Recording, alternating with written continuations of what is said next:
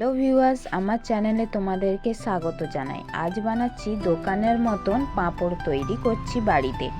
এখানে লাগছে 1 বাটি বেসন।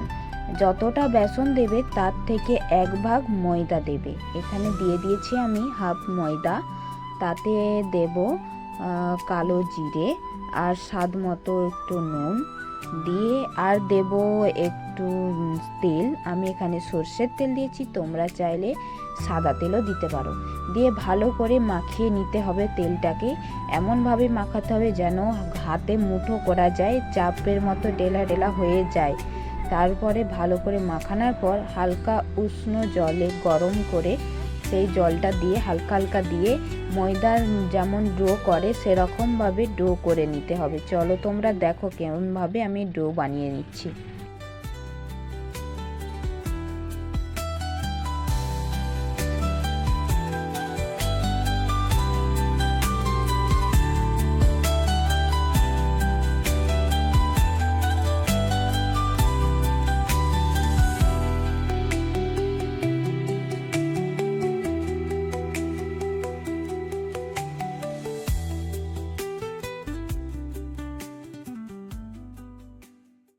বন্ধুরা, এখানে আমার ডোটা বানানো হয়ে গেছে, তোমরা দেখতে পাচ্ছ। তারপরে এই ডোটাকে আমি 5 মিনিটের জন্য ঢাকনা দিয়ে ঢেকে দেব।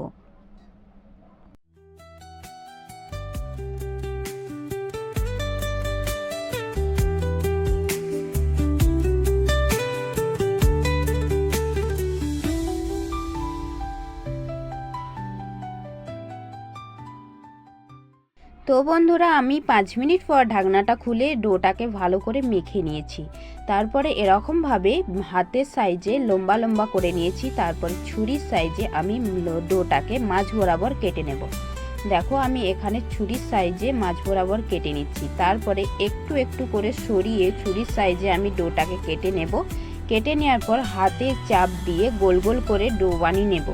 তারপরে ওই যে বেলনাটাতে তেল বুলিয়ে আমি গোল গোল করে বেলে নেব। যতটা পারবে পাতলা বেলার চেষ্টা করবে, তারপরে পাঁপড়টা ঠিক মতন হবে। কিন্তু বেলানোর পর ওই যে পাঁপড়ের শেপটা আসে না, তার জন্য আমি এখানে একটা বাটির সাইজে আমি গোল গোল শেপ করে নিয়েছি।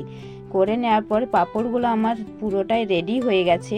পাঁপড়গুলো সরাসরি রোদে দেব না, 2 থেকে 3 ঘন্টা পাখার হাওয়াতে মিলে দেব, তাহলে রেডি। আমি এখানে পাঁপড় ভাজাটা দেখাচ্ছি না, এখানে আমি পাঁপড় বাড়িতে কিভাবে তৈরি করে সেইটা তোমাদেরকে পুরো ভিডিওটা দেখাচ্ছি। তোমরা ভিডিওটা দেখতে থাকো। আর ভিডিওটা যদি ভালো লেগে থাকে একটা লাইক নিশ্চয়ই করো, শেয়ার করতে ভুলো না কিন্তু।